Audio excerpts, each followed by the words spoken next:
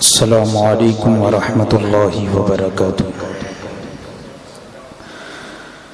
نحمده ونصلي ونسلم على رسوله الكريم اما بعد فاعوذ بالله من الشیطان الرجیم بسم اللہ الرحمن الرحیم وعلمك ما لم تكن تعلم وكان فضل الله عليك عظيما صدق الله مولانا العظيم وبلغنا رسوله النبي الأمين الكريم ونحن على ذلك لمن الشاهدين والشاكرين والحمد لله رب العالمين۔ آئیے سب سے پہلے آقا نامدار مدنی تاجدار روحی فدا جناب احمد مجتبی محمد مصطفیٰ صلی اللہ تعالی علیہ وسلم کی بارگاہ بے کس پناہ میں ہدیہ درود نچھاور کریں۔ اللہم صلی علی سیدنا و مولانا محمد معدن الجود والکرم وعلی آلہ و اصحابہ وبارک وسلم صلاة و سلام علیک یا سیدی یا رسول اللہ صلی اللہ تعالی علیہ وسلم۔ تمہید ایمان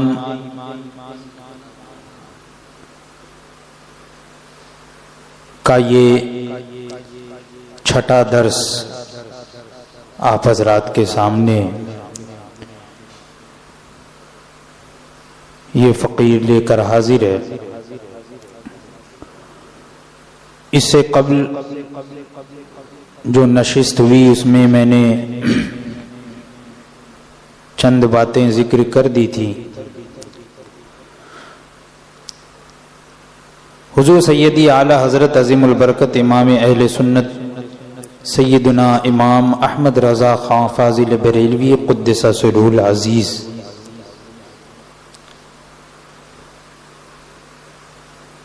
وہ لوگ جو کہ ایمان اور اسلام کا چولا پہنے ہوئے مسلمانوں کو گمراہ کرنے میں لگے تھے، ان کی کتابوں سے ان کی کفریہ عبارات کو بالکل ظاہر و باہر فرما دیا۔ حضور سیدی اعلی حضرت فرماتے ہیں کہ کیا جس نے کہا، یعنی یہ اشرف علی تھانوی نے اپنی کتاب حفظ الایمان میں یہ عبارت لکھی ہے جس کی طرف اعلی حضرت اشارہ فرما رہے کہ کیا جس نے کہا، کیا کہا کہ بعض علوم غیبیہ مراد ہیں تو اس میں حضور صلی اللہ علیہ وآلہ وسلم کی کیا تخصیص ہے؟ ایسا علم غیب تو زید و عمر بلکہ ہر صبی و مجنون بلکہ جمیع حیوانات و بہائم کے لیے بھی حاصل ہے۔ اس نے کیا کہا؟ آپ اس عبارت سے ہی آپ نے جان لیا۔ اگر اس میں کچھ مشکل الفاظ ہیں تو میں واضح کر دیتا ہوں کہ اس بدبخت نے یہ کہا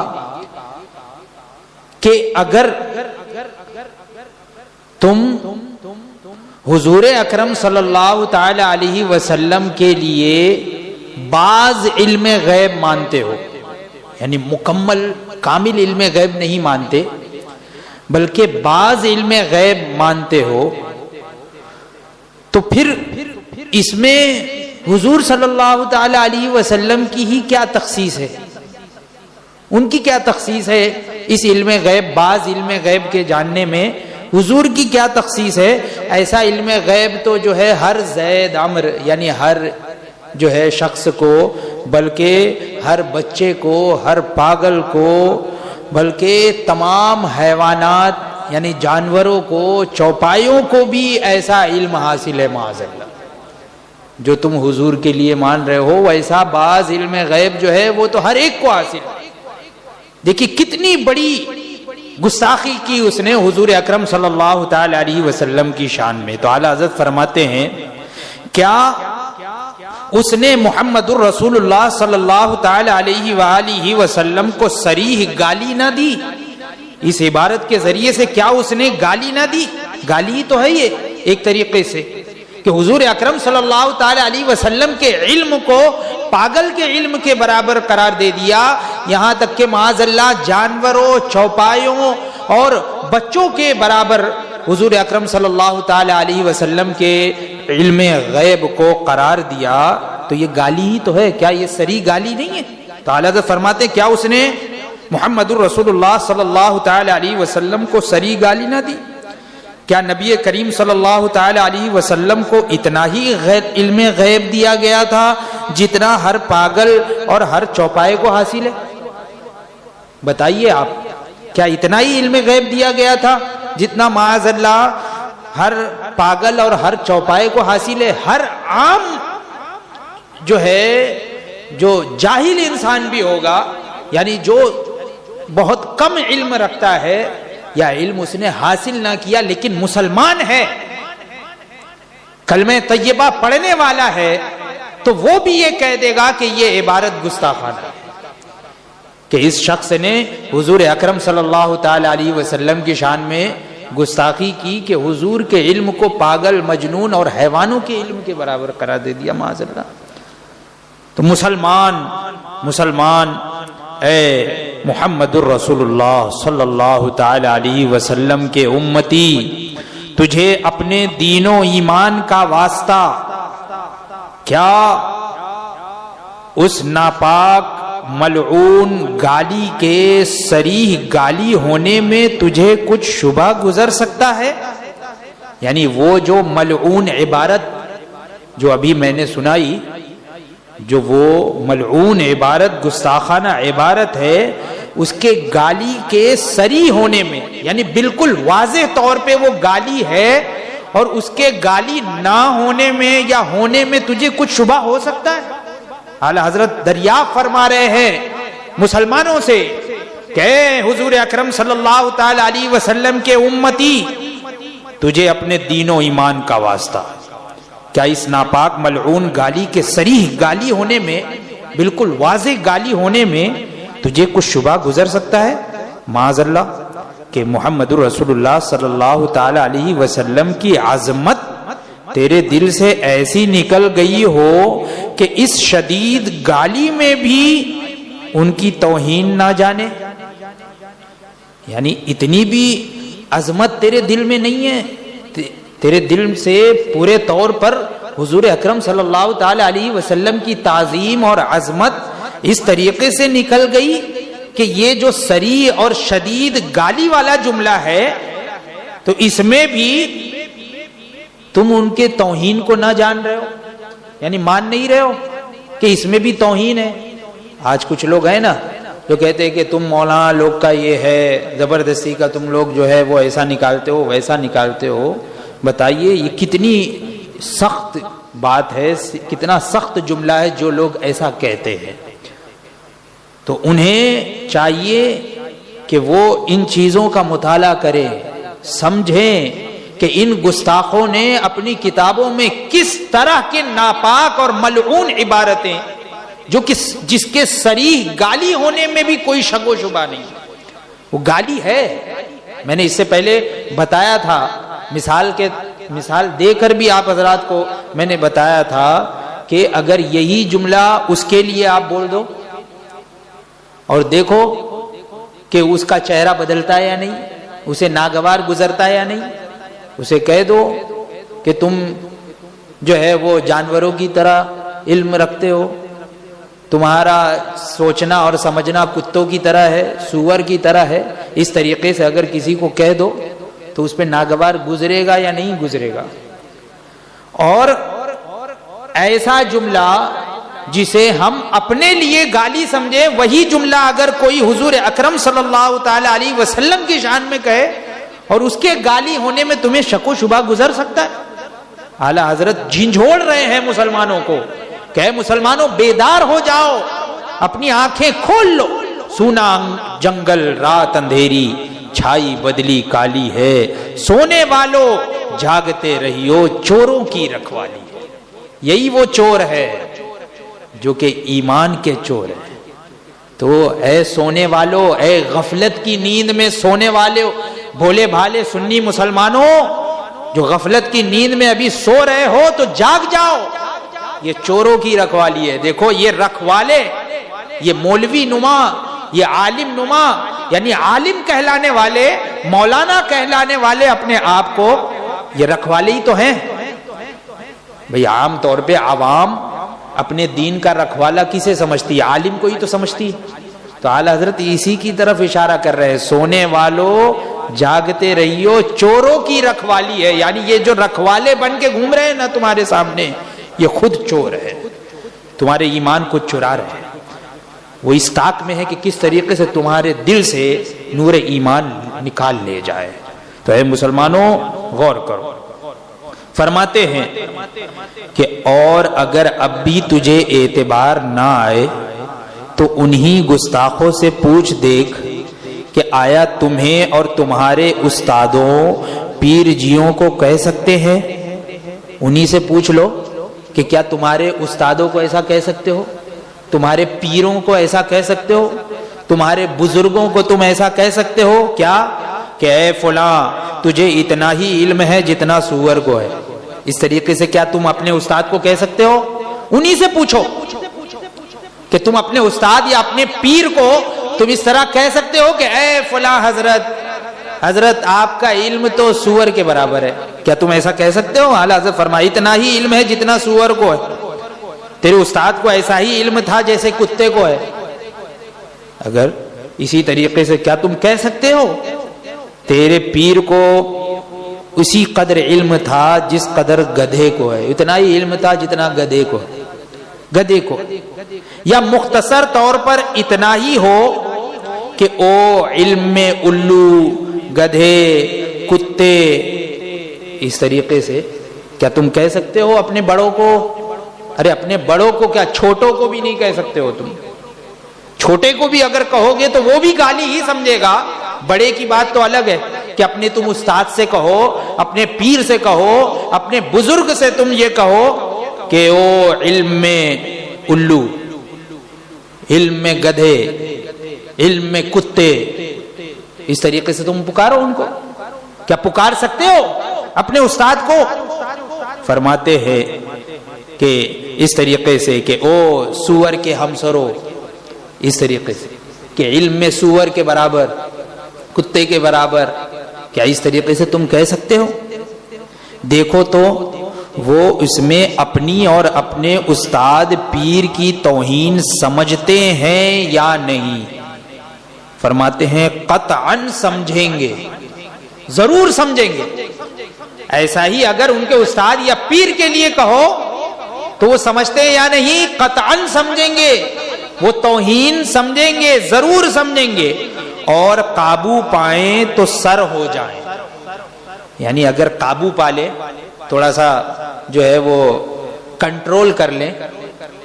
اگر تم ان کو سور کہہ دو، کتا کہہ دو، الو کہہ دو، گدھا کہہ دو تو چلو ٹھیک ہے، وہ قابو پائیں. یعنی اگر کنٹرول بھی کر لیں تو سر ہو جائے، سر ہو جائے یعنی پیچھے پڑ جائے، کسی طریقے سے پیچھے پڑ جائے کہ اس نے جو ہے وہ مجھے گالی دی تو میں نہیں چھوڑوں گا. اس طریقے سے کم وہ دل میں تو رکھے گا، بھلے ہی سامنے جو ہے وہ ظاہر نہ کرے.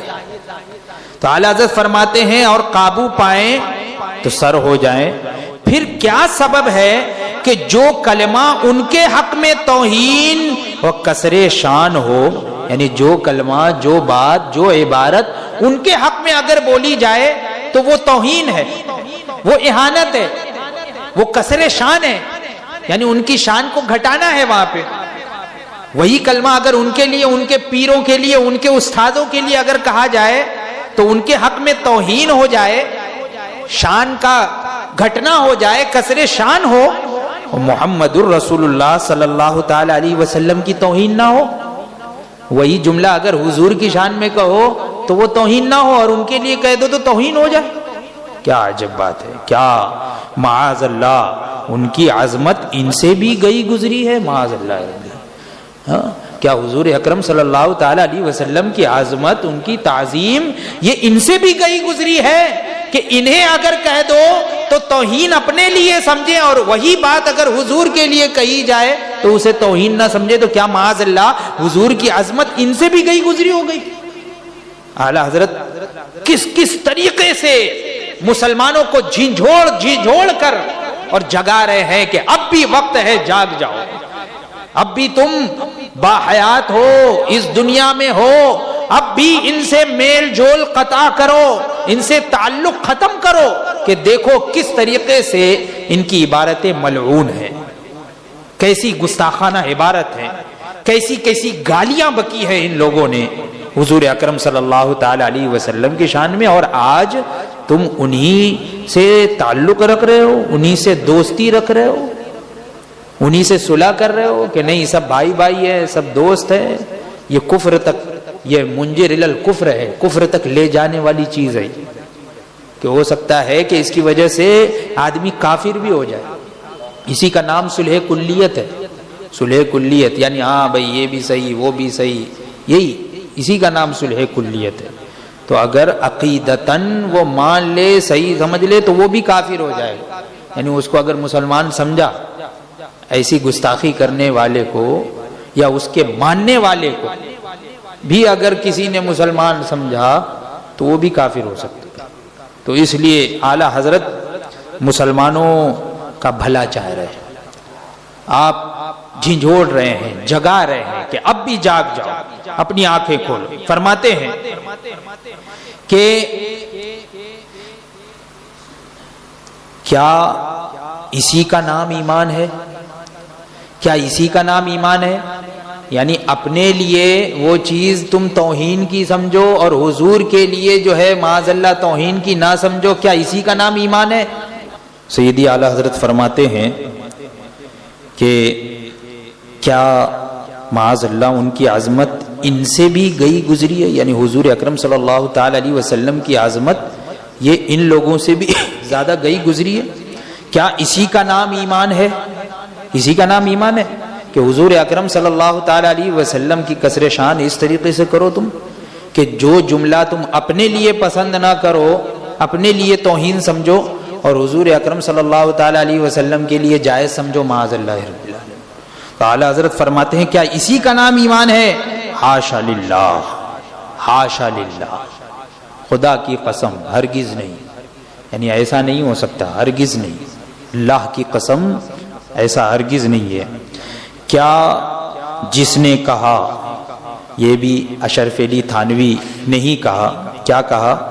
اعلی حضرت فرماتے ہیں کیا جس نے کہا، کیا کہا کہ کیونکہ ہر شخص کو کسی نہ کسی ایسی بات کا علم ہوتا ہے جو دوسرے شخص سے مخفی ہے، یعنی اس نے دلیل میں بھی پیش کر دیا، دلیل پیش کر رہا ہے اشرف علی تھانوی کہ بعض علوم غیبیہ، تو اب بعض علوم غیبیہ میں حضور ہی کی کیا تخصیص معاذ اللہ، تو آگے اب دلیل میں کیا پیش کر رہا ہے؟ کہہ رہا ہے کہ کیونکہ ہر شخص کو کسی نہ کسی ایسی بات کا علم ہوتا ہے جو دوسرے شخص سے مخفی ہے، یعنی چھپا ہوا، یعنی وہ علم، کسی علم کو، کوئی علم کسی شخص کو ہوتا ہے، یعنی کوئی بات اسے معلوم ہوتی ہے حالانکہ وہی دوسرے شخص سے چھپی ہوئی ہوتی ہے۔